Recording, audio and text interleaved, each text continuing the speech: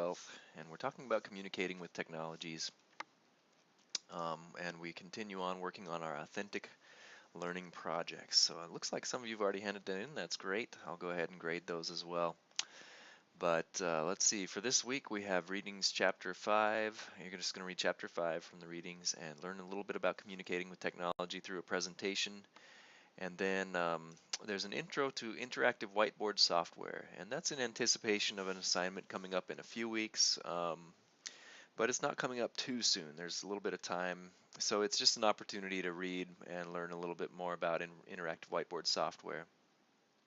And this comes from my textbook, Educational Technology for Teachers, where it introduces Smart Notebook and Promethean Active Inspire software.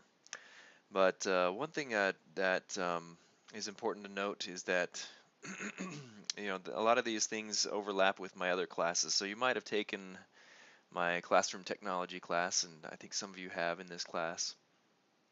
So some of what you'll learn here might overlap with some of that. It can be kind of a refresher for you. Also be aware that now Active Inspire is kind of going away, the Promethean software that comes with Promethean boards, and they're trying to move us toward ClassFlow, which is an online tool for creating interactive whiteboard experiences. And so, this will give us an alternative.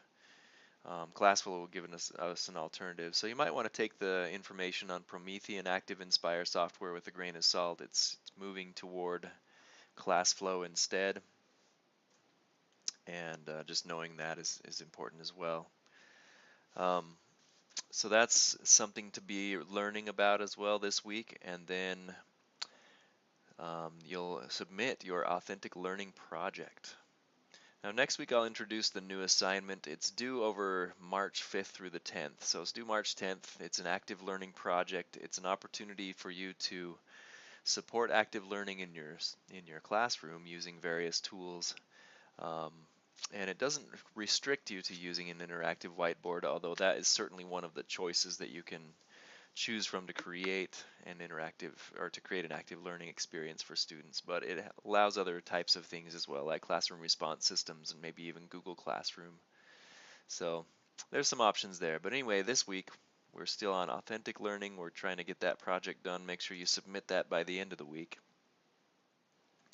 And I did want to give an intro though to this ClassFlow that I've been talking about.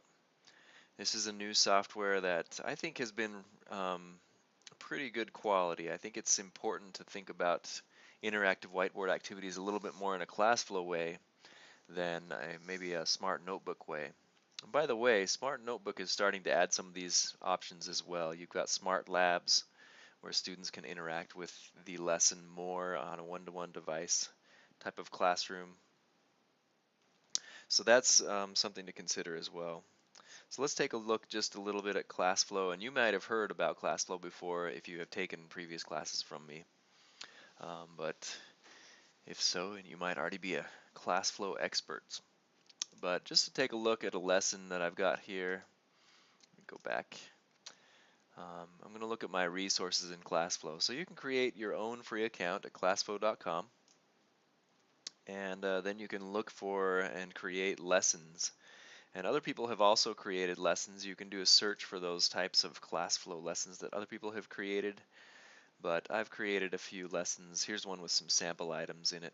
And I'll go ahead and deliver this lesson. So this is something that I've created. Pretend it's like Smart Notebook, where you've created a bunch of slides, or cards as they call them. And here it is. I'm presenting it on my interactive whiteboard. So in this case, students can drag the items around from solid to liquid and decide where they should go. I think this one was supposed to be a rock. It didn't show up though. And then you go to the next card and you have these different options. So it's nice. What's nice about an interactive whiteboard is that a student can come up and practice this while other students maybe watch or do something. But with ClassFlow, you can actually, if you have a one-to-one classroom, or if you have multiple devices for students, even if it's not completely every student having a device, you can actually submit this or push this to your class. So let's say students connect to your class. You click on this Connect Your Students, and they go to this address. So I'm going to copy and paste this into another browser.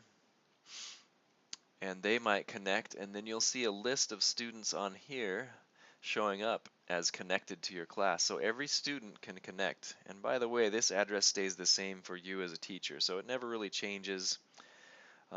It's always the same. Firefox installing updates. So students go here, they know where to go after this time. The first time getting set up, it takes a little while, but after that they know where to go. So once you have your class connected to this, you can have the one student come up in the front and do the activity that's designed to be done on the interactive whiteboard. But in addition to that, let's get connected now.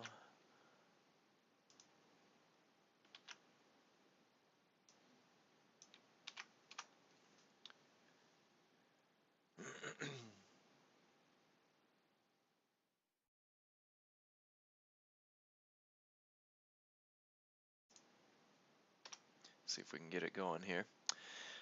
Once we have a student connected in there, this activity could be pushed to them and they might be able to interact with it as well. So I think this is kind of the power of ClassFlow, is allowing a one-to-one classroom in particular to interact as well. So while there's one student up at the front, we don't have this problem with interactive whiteboards that was there before, which is how do I engage the rest of the class while there's that one student up there.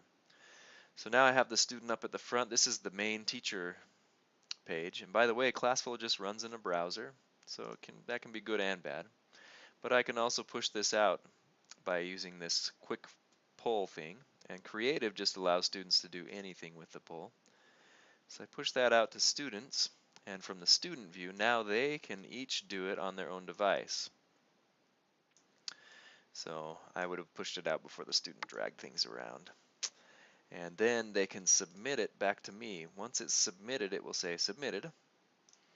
And on here, I can see what students have done. So I can double click one. Oh yeah, that was a good job. And I can remediate too. Let's say a student got it wrong. I can remediate and make it better. So then I can stop that activity and move on to the next one. This is mammals versus reptiles. And again, I might choose to go ahead and push this out to the class. And then a student would be able to come up to the board and do it, but also students on their devices would be able to drag the animals to the different places, and it makes a noise when it makes it to the right place. And I could submit that. And then the teacher can, as part of the class, pull up the submitted items and say, yep, you did it right, or no, you got it wrong. And there are different types of things. I mean, you can have things like underline the elements of the poem with personification. You can underline it with blue, simile, green. You can also ask questions like this. How was the lesson clear and informative? And this would just be a word seed. In other words, you're just looking for word answers. You don't need them to do anything with the board necessarily. So I can enter my response here as a student from the student perspective. It was not at all clear. And then submit that. So there's just a lot you can do to be able to see the different responses. So there's my response there from the student perspective, and I can stop that activity as well. When I'm done, I just go here and hit exit, and I can save any changes to this lesson. Most people don't want to save them though, because you're going to teach it again next semester or next year, and you want to have it back to its normal state so you don't have to reset it. So that's ClassFlow in a nutshell. I'll probably show more about that next week, but it's a really nice tool for just recording lessons.